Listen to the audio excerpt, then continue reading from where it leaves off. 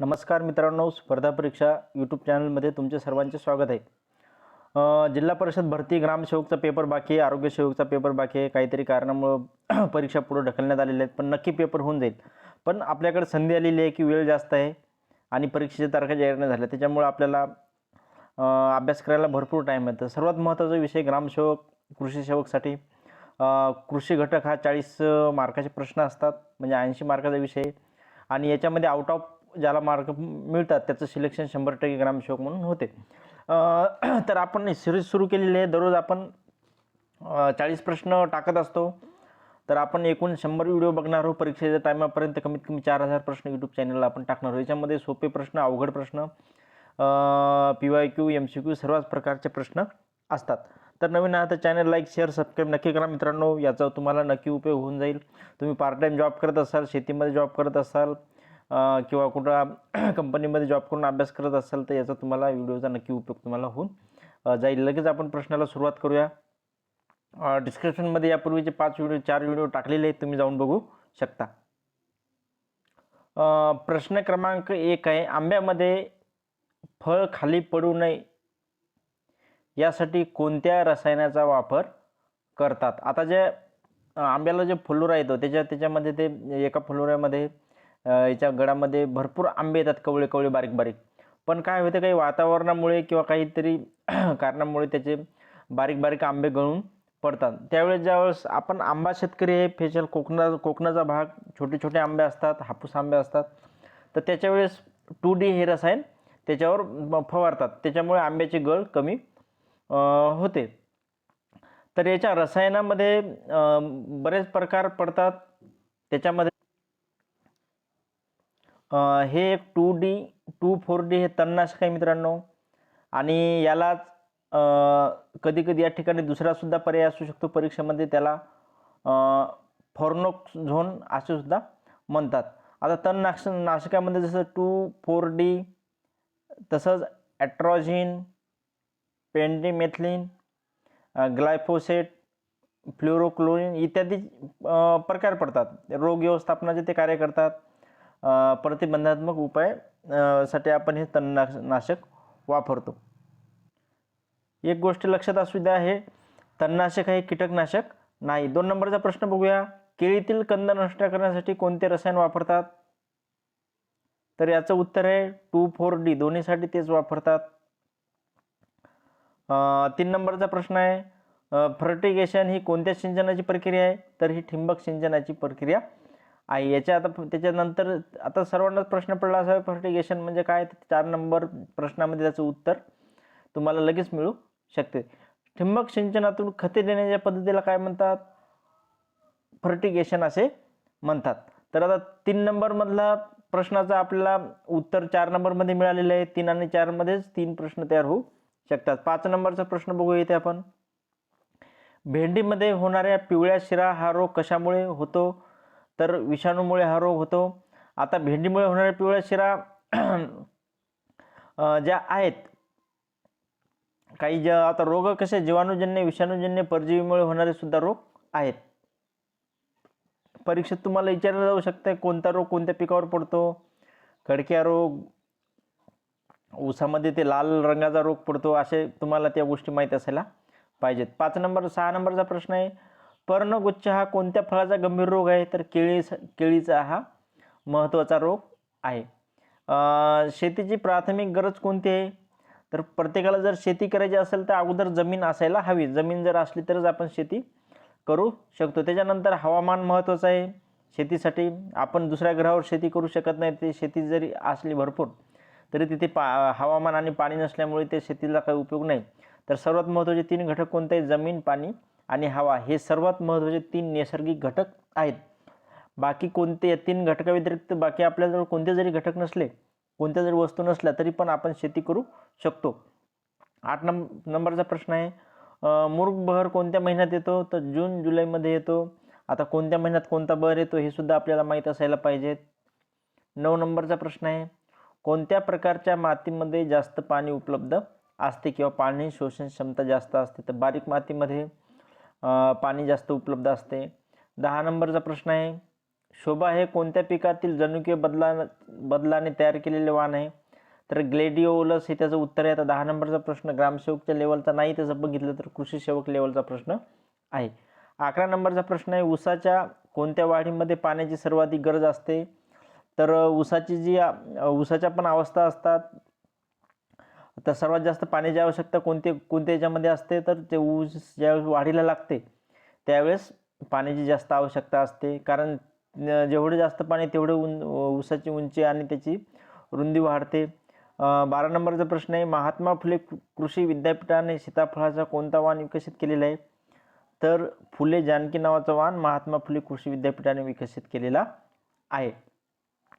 डिस्क्रिप्शनमध्ये जाऊन तुम्ही यापूर्वीचे व्हिडिओ बघू शकता. आपण टोटल 4000 प्रश्न कृषी घटकाशी संबंधित घेणार आहोत, जे की ग्रामसेवकसाठी अतिशय महत्त्वाचे असणार आहेत. आणि काही दिवसानंतर आपण टेस्ट सिरीजसुद्धा सुरू करणार आहोत. जे टेस्टला प्रश्न असतात ते यूट्यूबला नसतात, जे यूट्यूबला नसतात ते टेस्टला नसतात. यूट्यूबला आपण फक्त सोपेच प्रश्न टाकतो, टेस्ट सिरीजला आपण अवघड प्रश्न घेतो, कारण अवघड प्रश्नाचा जर सराव केला तर परीक्षेमध्ये सोपे प्रश्न तुम्हाला सहज सुटू शकतात. आणि पेपर कसा येईल हे आपल्याला माहीत राहत नाही, कारण महाराष्ट्रामध्ये प्रथमच IBPS कंपनी ग्रामसेवकचा पेपर घेत आहे. आणि इंग्रजी, मराठी, गणित, बुद्धिमत्ता GHचे कसे प्रश्न येत आहेत हे सर्वांनाच माहीत आहे. IBPS कसे प्रश्न विचारते ते, पण तांत्रिकचे प्रश्न कसे विचारत आहे हे आपल्याला माहीत नाही. त्याच्यामुळे आपला अभ्यास आपण जर कृषी सेवक लेवलचा जर अभ्यास केला तर ग्रामसेवक आपल्याला सहज निघून जाते. 13 नंबरचा प्रश्न बघूया इथे आपण. बियाणे कायदा 1966 मध्ये 66 मधला आहे. यापूर्वी आपण हा प्रश्न बघितला. याच्यामध्ये किती विभाग पडलेले आहेत? तर याच्यामध्ये बियाणे कायदा 1966 मध्ये 25 विभाग पाडण्यात आलेले आहेत.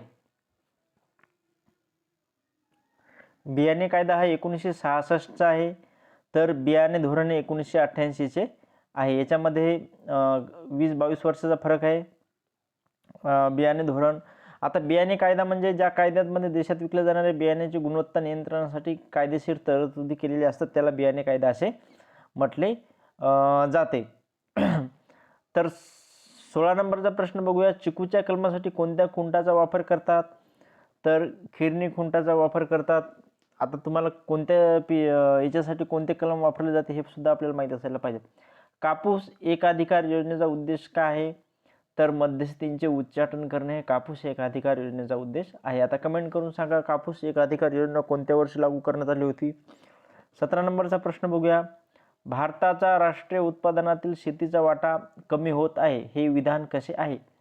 तर हे विधान बरोबर आहे, कारण लोकसंख्या वाढत आहे आणि शेती जेवढी आहे तेवढीच राहत आहे. जरी आपल्याला समजा क्षेत्रफळ कमी आहे आणि लोकसंख्या वाढली, आपल्याला जर घर बांधायचं असलं, लोकसंख्या समजा आपल्या एका कुटुंबामध्ये जास्त लोक झाले, कालांतरानं आपले मुलं त्यांचे मुलं, तर आपण 2 मजला 3 मजला 4था मजला बांधू शकतो. एका छोट्याशा क्षेत्रफळामध्ये आपण मजले बांधून राहू शकतो, पण जमिनीचं तसं करता येत नाही. तर 18 नंबरचा प्रश्न बघूया इथे आपण. तिळाच्या बियामध्ये तेलाचे प्रमाण किती टक्के असते? तर तिळाच्या बियामध्ये तेलाचे प्रमाण 45 ते 50% एवढे असते. आता 19 नंबरचा प्रश्न आहे. वनस्पतीच्या वाढीसाठी सर्वात महत्त्वाचा घटक कोणता आहे? तर नायट्रोजन हा वनस्पतीच्या वाढीसाठी सर्वात महत्त्वाचा घटक आहे. 20 नंबरचा प्रश्न आहे. हरित क्रांतीमुळे कोणत्या पिकांना लाभदायक ठरले? तर सर्वांना माहिती आहे, हरित क्रांती जी आहे गहू आणि तांदळासाठी लाभदायक ठरलेली, तृणधान्यासाठी लाभदायक ठरलेली आहे. कोणत्या वर्षी झाली? जनक कोण? जगामध्ये प्रथम कुठे झाली? महाराष्ट्रामध्ये कोणाला हरित क्रांती जनक म्हणतात? भारतामध्ये कोणाला म्हणतात? आणि महाराष्ट्रामध्ये कोणत्या पिकांना त्याचा फायदा झाला? ह्या गोष्टी आपल्याला बेसिक कन्सेप्ट माहीत असायला पाहिजेत. 21 नंबरचा प्रश्न आहे. कृषी मालाची आधारभूत किंमत कोणती संस्था ठरवते? तर कृषी मूल्य व खर्च आयोग ही कृषी मालाची आधारभूत किंमत ठरवते. नेहमीच बातम्यामध्ये येत असते ह्या गोष्टी. काही कार्यकर्ते याच्या संबंधित आंदोलन करतात, व आधारभूत किंमत ठरवा, आधारभूत किमतीमध्ये वाढ करा. 22 नंबरचा प्रश्न आहे. संत्री लागवडीसाठी कोणत्या प्रकारचे कलम वापरतात? तर डोळे भरलेले कलम हे संत्री लागवडीसाठी वापरतात. ग्रामसेवक पद महत्त्वाचं आहे. बरेच मुलं रात्रंदिवस अभ्यास करतात, कारण ग्रामसेवकची नोकरी म्हणजे चांगल्या प्रकारची नोकरी, तुम्हाला सांगायचंच काम नाही. त्याच्यामुळं काही मुलांना जसं आता आपण बघितलंच, तलाठीचा निकाल आलेला आहे, वनरक्षकाचा निकाल आलेला आहे. काही मुलांना 200पैकी 200 मार्क पडलेले आहेत, काहींना 190 196 मार्क पडलेले आहेत. तलाठ्यामध्ये तुम्ही बघू शकता बऱ्याच मुलांना 180 186 मार्क मिळालेले आहेत. तर तसंच इकडं असंच होणार आहे. ग्रामसेवकमध्ये सुद्धा बऱ्याच मुलांना 190च्या वरी मार्क पडत आहेत.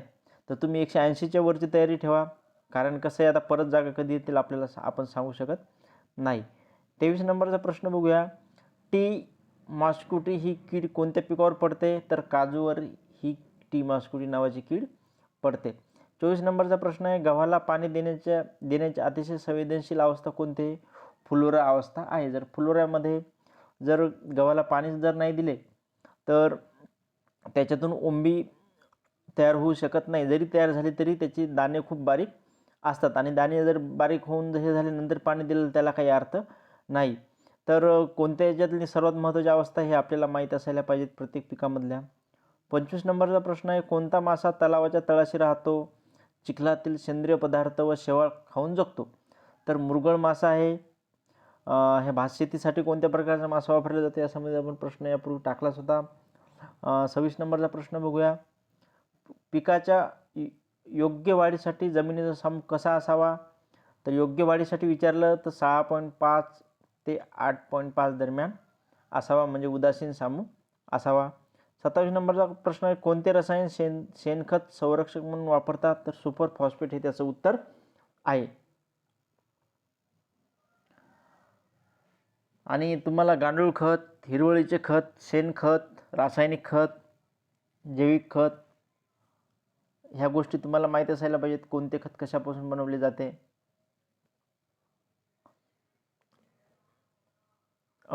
याच्यानंतर आपण प्रश्न बघूया 28 नंबरचा. डाळिंबाच्या कोणत्या प्रजातीमुळे भारतात डाळिंबाच्या उत्पादनात क्रांती घडून आलेली आहे? गणेश नावाची जात आहे. हलक्या जमिनीमध्ये कमी कालावधीमध्ये येणारे पीक आहे. मराठवाड्यामध्ये हे डाळिंबाची जास्त लागवड केली जाते.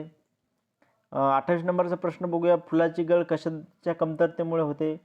तर स्फुरणच्या कमतरतेमुळे झाडाचे फुले गळायला लागतात. हे वनस्पतींना 16 जीवनसत्वाची पोषण द्रव्याची आवश्यकता असते, त्याच्यामधलं स्फुरणसुद्धा एक महत्त्वाचं आहे. 29 नंबरचा प्रश्न आहे. जनावरांना खुराक म्हणून खालीलपैकी कोणती पेंड चांगली आहे? तर सरकीची पेंड ही सर्वात चांगली आहे, त्याच्यामध्ये प्रथिनाचे प्रमाण जास्त असते. 30 नंबरचा प्रश्न बघूया. मातीच्या घटकाच्या रचनेला काय म्हणतात? तर मातीची रचना असे मातीच्या घटकाच्या रचनेला असे म्हणतात. प्रश्नामध्ये उत्तर दडलेलं आहे. 31 नंबरचा प्रश्न बघूया. भारतामध्ये खताचे उत्पादन व विक्री कोणत्या कायद्याअंतर्गत केली जाते? तर खत नियंत्रण आदेश 1985 अंतर्गत भारतामध्ये खताचे उत्पादन व विक्री केली जाते. 32 नंबरचा प्रश्न आहे. केशरचे उत्पादन भारतातील कोणत्या राज्यामध्ये घेतले जाते किंवा केंद्रशासित प्रदेशमध्ये घेतले जाते? जम्मू काश्मीरमध्ये घेतले जाते. 33 नंबरचा प्रश्न आहे. ललित हे कशाचे सुधारित वाहन आहे? आता सर्वात महत्त्वाचा विषय म्हणजे कृषी घटक हा अतिशय सोपा विषय. जर जाती जर घेतल्या समजा आपण याच्या गव्हाची जात, हरभऱ्याची जात, फुलाच्या जाती, सोयाबीनच्या जाती, तर याच्यामध्ये आपल्याला त्यांचे वैज्ञानिक नावे, त्यांच्यामध्ये किती प्रमाण कशाचे असते आणि त्याच्यानंतर त्याच्यावर पडणारे रोग कोणते, एवढ्याच गोष्टी आपल्याला लक्षात ठेवायच्या असतात. तर ललित ही आणि त्यांची जाती लक्षात ठेवायच्या असतात. सुधारित जाती आणि कोणत्या संस्थेने त्या जाती विकसित केलेल्या आहेत ह्याच गोष्टी आपल्याला विचारल्या जातात परीक्षेमध्ये. तर ललित हे पेरूची जात आहे. 34 नंबरचा प्रश्न आहे. कापसाच्या झाडाचे शेंडे कशामुळे खुडतात? तर साहजिकच आहे, सर्वांना उत्तर माहीत आहे. फांद्याचे प्रमाण वाढावे म्हणून कापसाच्या झाडाचे शेंडे खुडतात, कारण त्याला अशा फांद्या फुटतात जास्त. तुरीचं पण तसंच आहे. 35 नंबरचा प्रश्न आहे. मातीमध्ये किती टक्के क्षार असतात? तर जवळजवळ 45% एवढे मातीमध्ये क्षार असतात. 36 नंबरचा प्रश्न आहे. सोयाबीनच्या बियामध्ये तेलाचे प्रमाण किती टक्के असते? तर 20% एवढे सोयाबीनच्या बियामध्ये तेलाचे प्रमाण असते. 37 नंबरचा प्रश्न बघूया. संत्रा पिकाच्या लागवडीनंतर कोणत्या वर्षापासून फळ मिळण्यास सुरुवात होते? तर 5 वर्षानंतर लगेच त्यांना फळ यायला सुरुवात होते. 38 नंबरचा प्रश्न आहे. पुसा नन्ना ही कशाची सुधारित जात आहे? तर ही पपईची जात आहे. आता ही कोणत्या संस्थेने विकसित केली हे आपण पुढील प्रश्नामध्ये बघणार आहोत, पुढील व्हिडिओमध्ये बघणार आहोत. 39 नंबरचा प्रश्न आहे, भातामध्ये खेरा नावाचा रोग कोणत्या पोषण द्रव्याच्या कमतरतेमुळे होतो? तर जस्ताच्या कमतरतेमुळे भातामध्ये खेरा नावाचा रोग होतो. 40 नंबरचा प्रश्न आहे, चक्रधर ही सुधारित लिंबाची जात कोणी विकसित केली? तर डॉक्टर पंजाबराव कृषी विद्यापीठाने चक्रधर ही सुधारित लिंबाची जात विकसित केलेली आहे. हे होते मित्रांनो आजचे 40 प्रश्न कसे वाटले कमेंट करून नक्की सांगा. आपण असे दररोज 40 प्रश्न आपण आपल्या चॅनलला टाकू. परीक्षेच्या तारखेपर्यंत कमीत कमी 4000 प्रश्न आपण चॅनलच्या माध्यमातून कंप्लीट करणार आहोत. यातील सध्या आपण सोपेच प्रश्न टाकत आहे, नंतर मग अवघड आणि नवीन प्रश्नाला सुरुवात होते. तर ठीक आहे, धन्यवाद.